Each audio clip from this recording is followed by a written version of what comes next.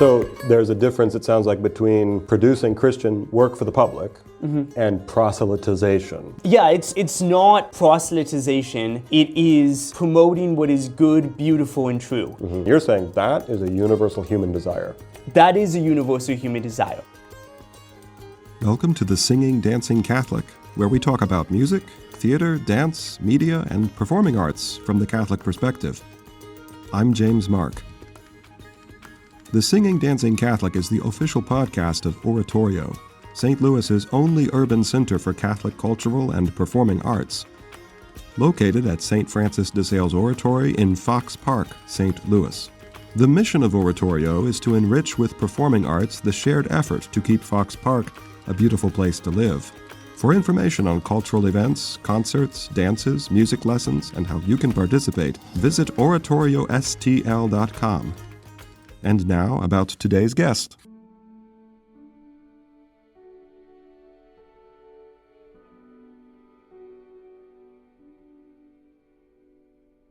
Today's guest is an award-winning playwright, director, producer, and actor. A graduate of California Baptist University and Covenant Theological Seminary, Owen Brown is the artistic director and CEO of Bread and Wine Theater Company in St. Louis, a new theater company whose mission is to foster theatrical collaboration, to create innovative productions that highlight the beauty of a virtuous life.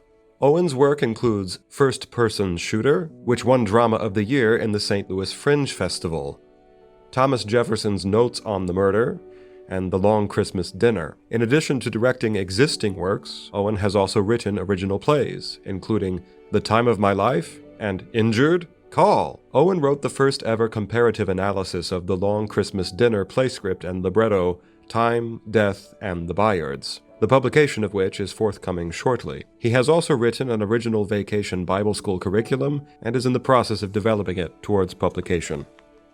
Good afternoon, Owen. Thank you for joining us. How are you? I'm doing well, enjoying all of this crazy snow we're getting, making it out okay though. Have you gotten stuck yet? Barely, for 15 seconds. So I'm glad that I'm not been stuck yet. I just have to avoid parking on my street because they don't plow that. So as long as I do that, I'm fine. All right, Owen, let's get right down to it. What is meant by Christian patrimony of the arts? Art should be a field that Christians are more actively engaged in than they are in a lot of fields. Christian patrimony of the arts means that as Christians, as Catholics, we engage and involve ourselves into making and recreating beautiful cities because we want to see the beauty of our God brought into those cities. Now, you use the word fields. Arts is a field that Christians need to be active in. Do you think there's a deficit of Christian participation in the arts? I would say yes. You get a number of things that have caused this. There's a lot of Christians that say, there's a lot of bad messages in the arts, so we'll just disconnect ourselves. Or another thing that Christians sometimes do is we'll just make art that's only for Christians. So if we're going to do paintings that specifically have Jesus, or we're going to do a song that is a worship song, we'll do that. Or if it's a movie that's about specifically Jesus, we'll do that. But if we're doing a movie about puppies or a movie about, divorce and recovery from that, or whatever it is, we can't do that because, we'll just leave that to the secular culture because we want to stick to the Christian things. And the problem is that Christianity, and Christians in particular, don't make these stories that the entire world's going to hear. And if you think about this as target audiences, if we want to do a Christian theater company, we are doing this for Christians, we're only marketing it to Christians. And as our world has increasingly walked away from the faith, what that means is our market audience is increasingly smaller and smaller.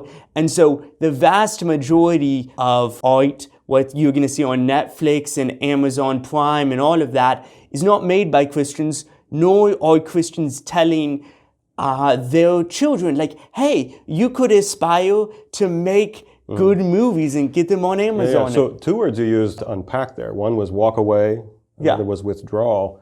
So it sounds like what you're describing is a walkout, a Christian relinquishment of proprietorship over the arts. Yes, very much so. Does that also imply that at one point they had proprietorship? Do you think Christianity has an inherent obligation to art, or is it something that somebody else has always done for them and they decided they weren't happy, as if they were themselves the audience and not the producer? Christians have always been producers of art. I mean, first off, if you look at the biblical story, when God commissioned Adam, he said, fill the world and subdue it. And Adam started gardening, which gardening is a form of art. And then the first people to make music, it was all related to a relationship with God, with Yahweh. And then once you get into like God with the people of Israel, he designed actually this super beautiful temple, and the Holy Spirit would come upon people and teach them to be better artists. The best musician, the best music writer of all time is David, the psalmist. And then what you see with the expansion of Christianity is an expansion and flourishment of the arts. All of the most beautiful buildings historically were built by Christians. All of the most expansive things that were done on an artistic level were Christian. Theater used to be far more Christian. Obviously, the ancient Greeks did a lot with that. But music was inherently developed as a Christian concept, and also like the outflowing of all musical development was sacred music. It was, this is the music, we are trying to make the best music because we are going to worship God in beautiful ways and more praiseworthy because our God is praiseworthy, and then everything else flows out of it. So you mentioned the ancient Greeks. It seems as though every civilization of consequence, Greeks, we could extend it to Romans, Aztecs, and Mayans, all had art. But that Christians are like no other, they're no different than any other civilization. They had art as well. Art might have been what made them worthy of being considered a civilization, which makes interesting the idea of a walkout, because that means somewhere along the line, and I'm time-lapsing things here, it seems as if Christianity abandoned that role. I do think that there was a special prioritization of the art for Christians. So like for Greeks, Plato, who's one of their best thinkers and, an amazing writer and really influential to me too, but Plato was not a fan of the arts because of his system of thinking. There's always been within Christian civilization a special attention to the arts because we recognize that our God is a creator. And so if our God is a creator who made beautiful things and took all this time to make a beautiful physical world and created music and even says a number of times commands his people to sing a new song and dance and all of these things, Christians have always had a particular attention. Every civilization has had art. Every good civilization has had good arts. But Christians have not only had just as much, but even prioritized art more than other people for the most part. Do you think you said the word particular? The Christians' particular attention to art, what you just said, the prioritization of it, does that have anything to do with the incarnation of Jesus Christ? Yes, it does. If Jesus, who is the Son of God, decided that it was, to use a crude phrase, worth his time to become a human being, to say, this world is worth me, who is fully God, who taking on these limitations to remake humanity and restore humanity to this beautiful vocation, it means inherently that Jesus cares about human things and this mission of beautifying and restoring it. Athanasius says, what Christ did not assume, he could not redeem. Christ assumed humanity, and he also assumed earthly existence because he wanted to redeem earthly existence. Always, if you look at the movement of redemption, it always starts with salvation and works into glorification. There's always, I'm going to save something and then I'm going to make it beautiful. That's why if you buy a rundown house, the first thing you do is you save it. You fix the plumbing, you make sure that it runs, and then the second thing you do is you beautify it. You paint it, you decorate it, you put music into it, you create a space with it. So on the first thing, we need to, save our world. That's why your first thing you make sure is, does this human being have what they need to eat, to sleep? Are they safe? And then you give them, essentially, you give them art. You make their life beautiful. And so Jesus said, hey, first I'm going to save humanity. I'm going to become one of them. But also him incarnating means I'm going to make humanity beautiful, and I'm restore humanity and advance humanity to more beauty than Adam ever had before the fall. So Jesus Christ has raised the stakes on art when compared to other ancient civilizations. Art is not a luxury for Christians. It sounds like it's part of their charter. Yes. Art is 100% part of the mission and the commission of God. Because the Christian commission is to participate with Jesus Christ in coming back to God, and coming back to God always involves a restoration of beauty, making the entire world like God's kingdom in heaven above, now on earth. And there's no way you can do that without art. So, of everything that's been said, art is not a luxury. Yeah. Art is not a luxury, it is a necessity, and it is a command. And that's why Christians walking away from the arts, as they have, it just is fundamentally opposed to God's commands, and it makes no sense. So would you say that currently where we're at, 2025, 2026, if you were to say who are the best supporters and patrons of arts, would you say it's Christians? No. But Right. I do think Christians have gotten better in the past 5 or 6 years. So maybe that coming back that you're describing, it might be happening right now? A little bit. It's starting in stages. There were certain movies and film has actually been an industry that has had a return of Christians saying, we're going to make really good Christian art. And when I say Christian art, I don't mean always explicitly talking about Jesus. I just mean it's beautiful and it honors and glorifies God. So that kind of brings us to the next topic here, the situation today. We can identify historical precedent. We've talked today about ancient civilizations. The Greeks valued art, the Aztecs, the Mayans, the Romans. Christ scales all this with the incarnation, moving art away from like a token of the elite or the powerful to a charter for all Christians and a form of, it sounds like an expression of love for a Christian to fulfill their universal vocation. Now where we're at, it's maybe lapsed, but we're identifying possibly the beginning of a return. What are some examples either of the presence of efforts that you've seen of other Christians? You mentioned some film. And if not that, the absence of it. I mean, what was the vacuum or the tenuous situation in which you started this company? Well, number of things there. In the increasing movement towards more power in government and less power in individuals, individuals say, well, there are government grants for the arts, so I don't need to give to the arts. But as Christians, as individual Christians, are like, well, I don't want to be a patron for the arts, or it's not the role of the church or individuals to be patrons for the arts, it's the government's role to patronize the arts.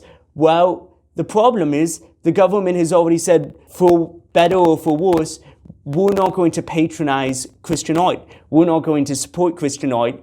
So that means you don't actually have any support financially for the beautification of things, because beautification is always a process that seems like it is unimportant, but is actively so vital. Because at the end of the day, if you give a child food and clothing and make sure they're taken care of and they don't get sick, they'll survive for their entire time under your roof, and you can say, oh, I took care of them, but you never flourished their spirit towards what is beautiful and true and never taught them. I think a lot of Christians are scared to make art for the world because they think that the world does not want virtuous art. They think they want sex, or they want what's inappropriate, or they want violence, or that's what you see in art. So they say, well, I'm either going to do one of two things. I'm either not going to engage in art at all, or if I make art, it's only going to be for Christians. I'm not going to market it to the other people because I don't want to be rejected by them. And also I don't want to shove my religion on them. So if we take like a supply and demand approach to this, Yeah. Christians generally feel as if there is no demand for Yes. virtuous art. Now, what do you think about that? Is that an accurate market analysis? I mean, I don't think so. So the entire idea with my company was I want to create a Christian theater company that is for people of all walks of life. That means we can bring in collaborators that aren't Christians, so long as the projects we're doing still are in line with biblical values, still in line with traditional Christian teaching, and we say, hey, you can come act in this show even if you're not a Christian, because maybe this is Steel Magnolias, and it is a show that I don't think was written by a Christian, but promotes biblical values of endurance and self-sacrifice and love. Or maybe it's Babbitt's Feast, which was written by a Catholic author, at least the short story was, and then developed, but has been received super well by off-Broadway audiences. And these stories speak to people of all walks of life. And when we had our Christmas Short Play Festival this last December, we had a super diverse audience. We had people from all different spectrums, religiously, politically, as far as people collaborating in it. And we had amazing reviews from critics and amazing reviews from audiences, because there really is a gap of people that want good art that they can say, I came away and I fell in love with something good. I'm able to bring my kids to this. So the fear that you've described Christians have might be misplaced. There's a reason for them to be afraid, but that actually their assumption that they might come to that, oh, what can I offer? Like you said, sex sells, my idea doesn't sell because it's virtuous. They might actually be wrong about that. I would agree with that for the most part. I think especially when it comes to just the biblical Christian virtues, the fruits of the Spirit, but not really actively advertising this is Christian, that has a huge market across the world. And that's one of the things we're seeing. Amazon and Netflix and some of these companies are starting to ask producers, hey, we don't have anything for families, so what do you have to sell me that is going to actually be good? And this is why the film industry is one of the industries where Christian art is growing the most. Because of that, I still think within the art world, there still can be a little bit of a resistance. If you say God's name, character mentions that they went to church or something, there still can be kind of like a pushback, as if they think that you're shoving it down their throats just because someone went to church, which, is a normal human thing to do. Just like if someone else mentions, oh, my character is a dancer, it's not shoving dancing down their throat. So there's a difference, it sounds like, between producing Christian work for the public and proselytization. Yeah, it's not proselytization. It is promoting what is good, beautiful, and true. You're saying that is a universal human desire. That is a universal human desire. And even if you do have specific Christian references in a particular show, like Babbitt's Feast has a lot of Christian allusions, which is the next show we're producing, or the show I wrote, The Time of My Life, has some references to Christianity. I think it quotes a Bible verse once, but the show was not written to proselytize. It's written to be a good show that is artistically crafted in a painstaking way and shows you a story that is universal. But if it is truly a universal human desire to promote that which is good, true, and beautiful, why would it take courage to do something that is so universally desired? Why is it a risk to do something so universally desired?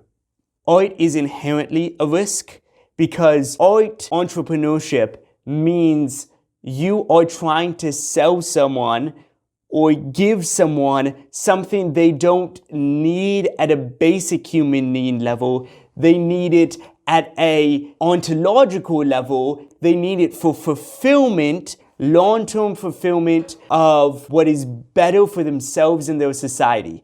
Now tell us, how is Bread and Wine today getting the true, the good, and the beautiful out there? When we started about a year ago, we really just had a basic vision. We wanted to make good art that was virtuous for people of all walks of life. Our inaugural show, we sold about 300 tickets. It was a show I wrote called The Time of My Life. It really touched a lot of people because it showed the story that I went through of what happens when you really start disconnecting from everyone around you. And what year did you found it officially? We founded Bread and Wine Theater Company in February of 2025. So you're coming up to your first year anniversary. We are coming up to our first year anniversary. And so far, we've done about 7 different table reads. We've done 2 full productions. Our next full production is scheduled in March. Obviously doing this collaboration with Oratorio, which is also in March. We have a conference we're doing with the C.S. Lewis Study Center in June. We're doing another Christmas Short Play Festival next year. So for us, we want to be producing new works. After The Time of My Life, for our Christmas Short Play Festival, we had 81 submissions for our short play competition we did.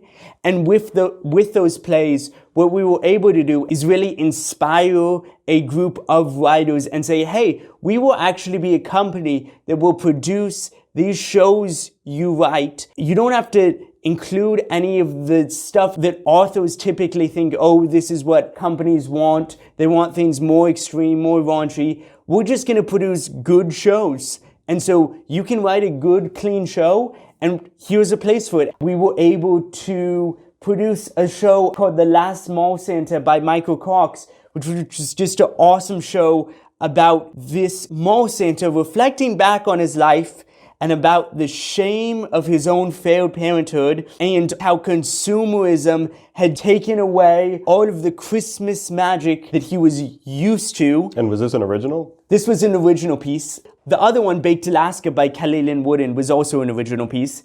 At the end, The Last Mall Santa brought tears to a lot of people's eyes because it was sad, it was depressing at times, but it also showed that there was still hope. Because at the end, this mall is closing, this mall Santa is alone, his wife is dead, his kids don't talk to him, and he's reflecting back on all of the things he should have done better. And this is going to be his last time at the mall, taking pictures with kids. And it's mainly a one-man show. And then this 11-year-old kid comes on and he asks, so what's your name? And she says, Hope.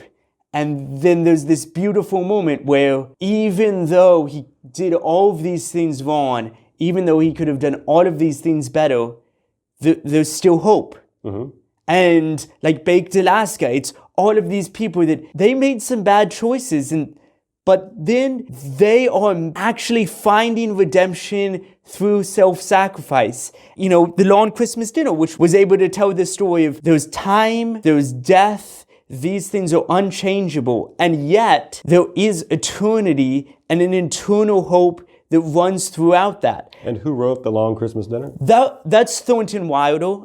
So Thornton Wilder is a little bit of my forte. This summer, the conference we're doing with the C.S. Lewis Study Center in Massachusetts will be on Thornton Wilder and how faith and his Christian faith had to played into the way he wrote. So it's called Something Eternal, Time, Death, and Faith in Thornton Wilder. So Bread and Wine Theater is putting on almost half and half original and classic plays? Pretty much half and half original and classic plays. Our next piece will be Babbitt's Feast, which is an established piece. We kind of like to alternate because there's a lot of really good shows. If we want to restore Christian patrimony in the arts, that includes the creation of new works and a new canon of beautiful pieces. So not just the preservation and curation of an inherited past, but a continuity and a generation of new works.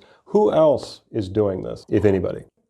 Within theater, there's a great organization. They're not specifically Christian, but they're run by a Christian, called New Threads Theater Company. New Threads? Yes, they're out in Chattanooga. They're doing a lot of great work with the creation of new plays.